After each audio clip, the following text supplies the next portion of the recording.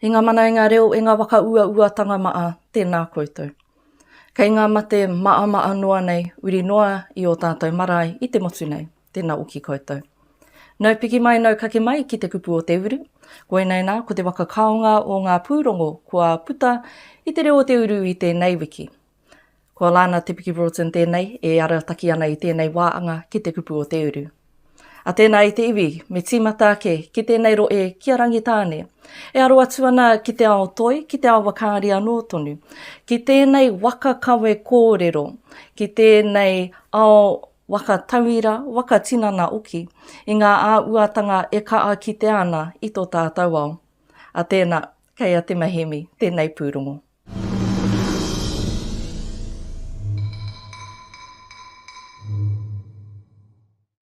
Ko te kaiwhakaari Māori a Rob Mokaraka, e karori haere ana i te motu ki te whakakōrero, i tana kaupapa ma te whakamomori pirihimana, i roto i tana whakaari tangata kotahi i tapaina ko Shop Bro.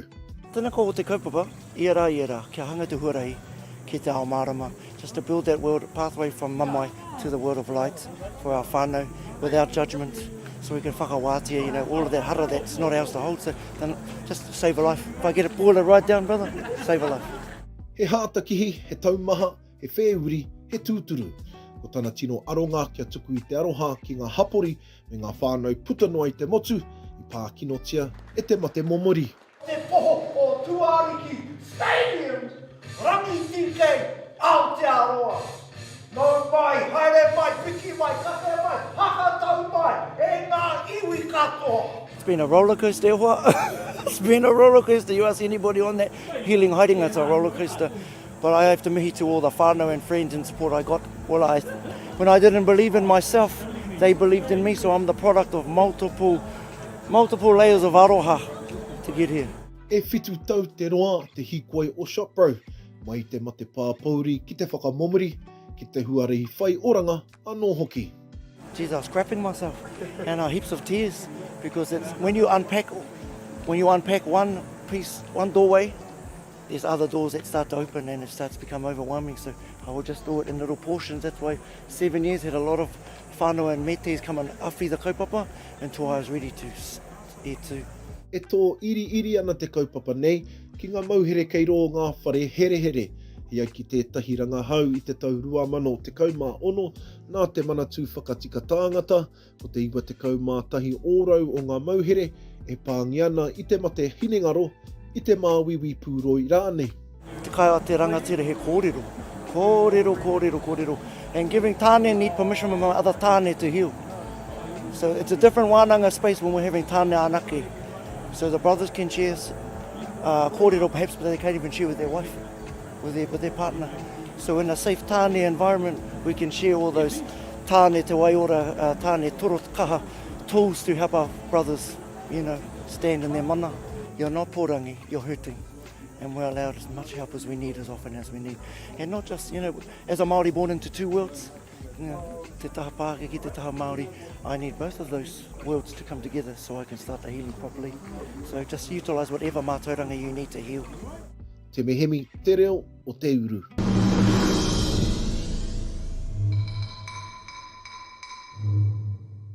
Tēnā koe te mai tēnā pūrongo mō te wetu o te wā mō Rob Mokaraka.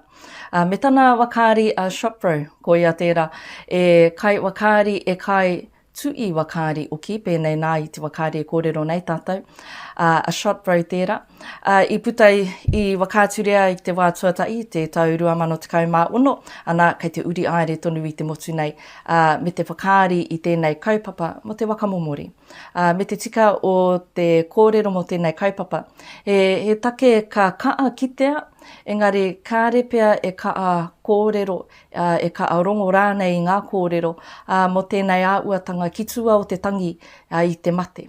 Nō reira, tēnei tangata Rob Mokaraka, e tangata kua kaarongo i ngā au kino o te wā, i ngā au wōwao, kua ruku o onu ki ōnā no kare roto, me ki ko te kai a te rangatira he kōrero, nō reira pia te mai a te rangatira e wakarongo. Nō reira, koera tāna kua āta wakarongo ki te taiao, ki te tangata, ki ōna anō pēa ko ana kua puta ko tēnei whakaari, ko shop bro.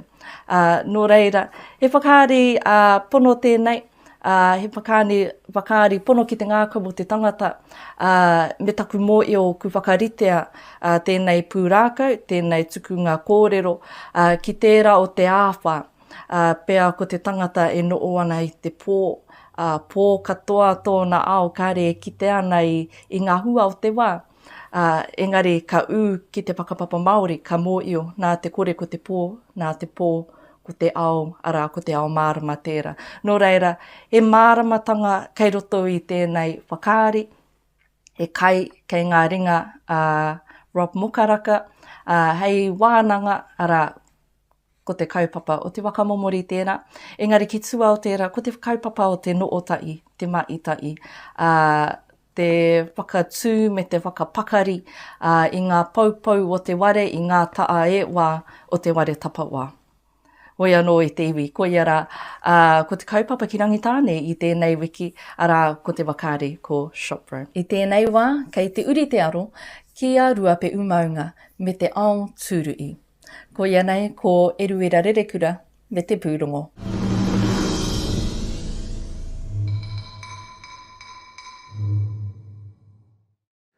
Kei te whakarewatia tētehi kaupapa au kia wakawanaki ake te unga turui ki te roe o Ruapeu.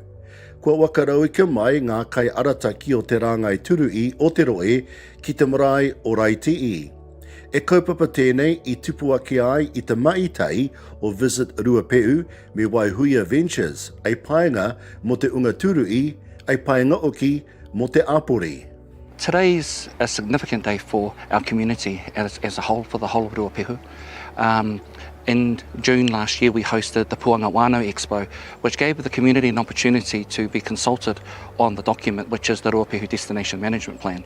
From there, some work has been done by Waihuia Ventures Limited to then put a document together. And so today, Visit Ruapehu and the team, along with Waihuia Ventures, have now arrived back here in Raitii at the marae to then now give breath or give life to the new Ruapehu Destination Management Plan. And that's exactly what Tahia ko Puanga, the Ruapehu Destination Management Plan, provides for us as a guideline for how we can get there together, informed by the people. So it's their voices, we hope that they see them shining through the pages, and it'll be their energy and momentum that will take it forward and make it real. Ko te mai ngātai o te unga waipānga pērā i te kaune era aroe, me ngā pāki I turui, te ara ki te taumata angi tū. They have different motivations for being on board, and that will be part of the journey, is actually by the time that we come through it, or maybe even after the first couple of years, they'll start to share the motivations right in amongst the decision-making table, and that's the ideal, if they're all sitting together at the decision-making table, looking after the region. The key part around consultation and today is that those that were consulted back in June now have an opportunity to actually see what they said, so that the document becomes a living document and it's not just a document just being done just cause. And so the relevance of it is really important because it's a community-based document based on 6 key values. Ara, ko te tai ao, tiakitanga, manaakitanga, wanaungatanga, manatangata, me te tirohanga Māori ngā waipānga. Nō reira, e tika ana kia waiwā I te iwi, ai Arataki. And so we want to take lead on that and being able to tuitui and gather the different parts of the sector, and in particular ngā Pākehī Māori and the tourism sector, so that they align to give a true visitor experience while they're here in the Ruapehu. And who else better to be able to give a clear cultural footprint than ourselves as tangata whenua.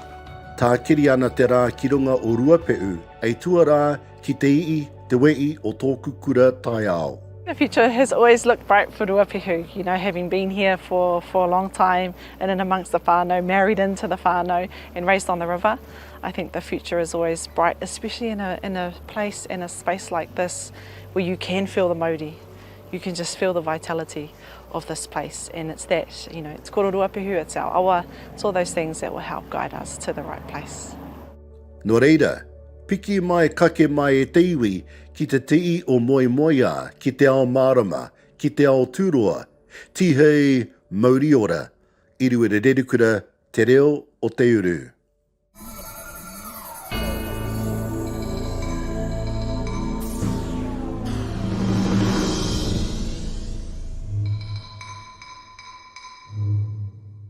tēnā rā koe e rui tēnā pūrongo mō Destination Ruape'u. E aro pū ana ki te ao tūrui o te maunga, o te awa, o te tangata anō oki. Me te ia o ngā kōrero, e ara i ana i ngā wānanga, ara ko te whakaaro ki te taiao, ko te whakaaro ki te tangata, ara kia tiakina te taiao, kia manaaki ia te tangata. Hoi anō, roa te wā kanu o tēnei motua Aotearoa, ki raro i te kapua pouri o te mate karauna, o te mate kōwhiori, ko te ao whānui o ki tērā. E rongo ana i te ngaukino o tēnei mate. Tātou o tēnei motu, ka roa te wā kanu o i raro i te rāui, kanu o ki o tātou kāinga, ngū katoa o tātou marae. Hoi anō, kua tai te wā, kua uki mai te reo o ine waiata, o tama kōrero, o parikarangaranga mā, e pai ai te waka ea i te ara ki o tātou manu iri, kia aumaru tā rātou tai mai ki runga i te wenua nei, me te whakaaro ki te taiao, engari oki ki te tangata. Ki te tangata, engari oki ki te taiao.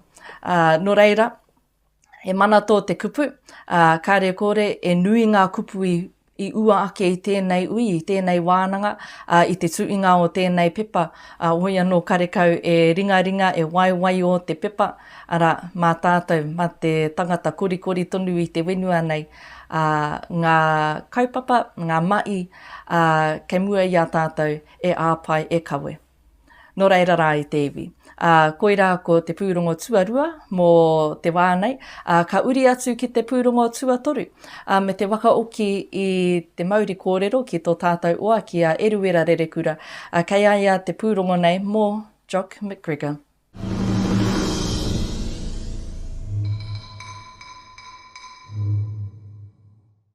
Ko te wakaneke i te ko atu wakamaumaara te kaupapa o te rā, ki te puaa o te awa o Whanganui.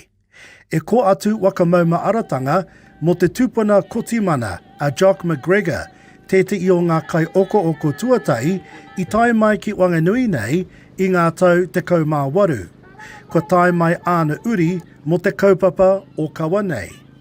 Tūturu he tangata kōtirangi. Hara mai ia i reira ki konei. O te rā he uri ia no Robert the Bruce. Nō reira he kāwairanga tira ona. Tā te kōrero ko ia te kingi tuatahi o nā kōtirangi. Nō reira tērā tōna whakapapa. Engari, tai mai ia ki konei i te wā o te riri, i te wā o te raupa parahama i hunuku atu ki te tauihu o ki te waipaunamu. I tērā wā tonu ka pakanga ki tōku iwi o ngā te kuia. Nā ko te whakahau o nā kuia o nā karau o tērā wā kaua ia e moe ki te huariri. Nā reirei ka huatu ia ki te kotirangi nei. Nōna i kawe atu ia ki te ikau a maui nei. Ka tū ki te whanganui atara, ka whānau mai tā rāua, ko tōku kuia, ko hene kaua. Ta mahine ia o tū te paurangi. E tika ana kia me i kau atu ki ngā uri o Jock McGregor. Me tō rātou tautoko mai i te nukuanga o te ko atu wakamaumaara. Ki tō rātou tūpuna ki te mahi o taua tūpuna anōra, te mahi ngātahi ki ngai Māori, i raro anō rā i te taumarutanga o pēhi tūroa. Me rātou katoa ngā rangatira o te wā, te kurukānga, tōpune, te mamaku, ko rātou ko te kiri karamu. Ko te au marutanga me te oranga tonutanga te take i unuku ai te ko atu wakamaumaara. Tika ana kia nukuhia ke te ko atu i te mea ko ake nei ka tai mai ki tēnei wāi, piri tatarawa atu ki tōna moenga tuatai. Me te wakaaro anō o ki āku, ki te kōrero, ki te whānui, ka tika. Mā rātou e ara i mai, nō reira, ko ara ina mai i tēnei kaupapa, i tēnei wāi tēnei. Te āua nei, e no o mārarana ngā uri o Jock McGregor ki te tai auauru nei. Ka moe ia ki ngā wahine tokorua o Ngāti Raukawa. no roto nā hapu o Ngāti Takihiku me Ngāti Ngārongo. Ai, nui nā uri ona e noho i kia nei e koe nā tōpito o te ika a Māui, o tira o te waka a Māui anō hoki. E waka tauiratanga tēnei o ngā ua pai ka puta mai i te mai ngātai. Ko te kōrero o onu kei roto i tōku ngākau, me kira ko ngā ua o taua kawa kia mai ngātai. Mai ngātai ki ngai Māori, mai ngātai ki te āpori, ki era kua tau mai nei, i raro i te manaakitanga o ngai tātai. Kia noo tonu te toka nei, ai tou o te ononga ki wānga i te Māori me te kotimana. I rua re rerikura te reo o Te Uru.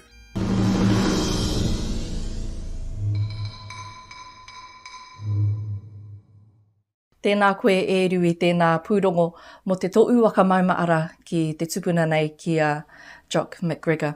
Me ana uri ana mokopuna e kōrero mai ana i a rātou kōrero ngā tātai wakapapa o rātou wakāro. Me te ara i taka i nei rātou e tutuki pai ai tēnei kaupapa o te neke i te to'u waka maumaara nei. Ki wenua ke e pai ai tana tū ki reira nō runga i ngā tinianga o te wenua i tū rāia i ngā wā o mua. Hoi anō, tērā ngā kōrero kuputa i tēnei pūrongo mō te wakapapa ei tino taonga ki a tātou te Māori. He taonga te wakapapa ki a tātou, e hono ana i a tātou ki a tātou anō, e mārama ai te titiro ki wau me te mōio ko ea koe ki tēnei taiao, ki tēnei ao mārama. Hoi anō, ko te mōio oki, ko te titiro atu ki te tangata me te mōio koau oki tēnā, e wakapapa ōku ki te tangatara, e mōio ana ko te ingoa McGregor, e ingoa rongonui ki roto o wanganui kitua anō o ki putanua. Engari, ko te Māori pea, ka titiro ki te Māori ka mōio koau tēnā. Engari, he taonga kei roto i te wakapapa, e waka ei ana i te tangata ki te titiro ki ona anō whanaunga, kāre e wakapapa Māori ana me te mōio koau o ki tēnā. Nō reira, kai te wānau McGregor, tēnei e mi i kawatuana ki a koutou, tēnā koutou. E te iwi kua tai ki te pūrongo wakamutunga o te wiki. I tēnei wā e tukuna tuana te Māori kōrero ki a pāparauru, kei aia te wā mō tēnei kaupapa i ua ake i tēnei wiki ara e ki anei ko te ruruku pūtakerongo tērā. Kei a koe e te pāpā.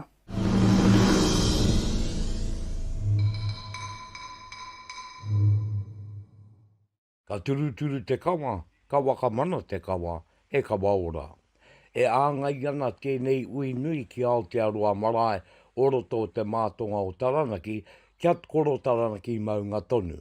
Kia matua mara mai te ao no koro Taranaki maunga tonu tōnā ke mana, ara he mana no tō āna uri o ngā iwi e waru, o ti anō e wāhanga oki tō te kāwanatanga o Aotearoa.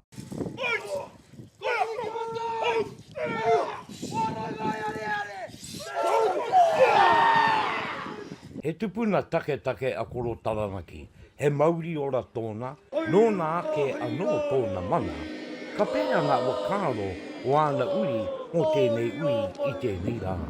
E rangi waka ira mō tātou o Taranaki, ngā uri o Taranaki nei, kia whai i tō tātou mana ki runga i tō tātou maunga, tauheke maunga o koro Taranaki. Kua roa tātou e kokiri ana ko tō tātou maunga kia whai reo Māori ona, i roto i ngā tōranga pū o te wānori rei e tangi ana te ngākau. Kua roa rawa, a ngā iwi o Taranaki e pakangāke ana, e tauto e atu ana ki te karauna. Ki waka okia tonu ko te mana o Taranaki, kia Taranaki tonu. Hoi te anō rā tō mātou mahi, he kōkiri i ngā take me ngā wawata, ngā tūmanakotanga. O te wakatupuranga kua riro ki te pō, me tēnei wakatupuranga ana e kurikuri tonu nei te matau te whenua. Nō reira, he nenei atu i te krauna, he tohe atu ki te krauna. Mo te ana mo te mana ana o ngā maunga e tūnei. Me mōhio rawa te ao heaha te matu o te kokoraho a tēnā. Ka mutu he mena kai te tiro whānui ki tēnei take o ngā kreme o ngā whakatau ngā kokoraho a tēnā. He aha tupea mā te ao tēnei take. E rangi anō mena e mārama pū ana rātau ki te matu e tohe ana e te hunga tohe i tēnei take. Tēnā pia ka aro mai te marea ki tā tātou e mahi ana me te mārama heaha te hua hoki ma rātou.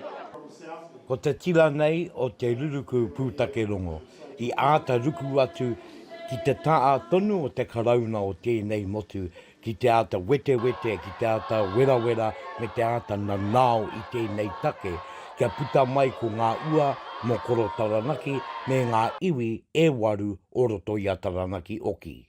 Taranaki moment, it's not the end of something, it is the beginning of a new chapter.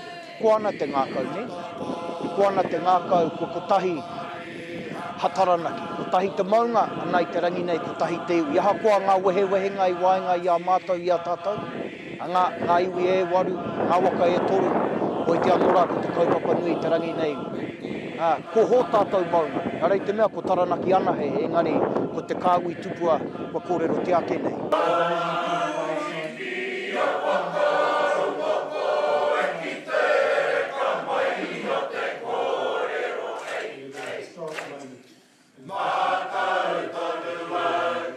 E nui tonu ngā mai kei mua i te aroaro. Ko te whakapaoho ki ngā uri o ngā iwi e waru o taranaki puta noa te motu. Kā tū ngā ui wakamārama i te tino o te kaupapa nei. Me te kimi i te tautoko me te wakae o ngā uri a taranaki puta noa. Tēnei te wā kua tīmata te iki o te ko'u i runga o taranaki. Kia kitea mai ko te ata mai o te maunga. Rob Broughton, te reo Te Uru.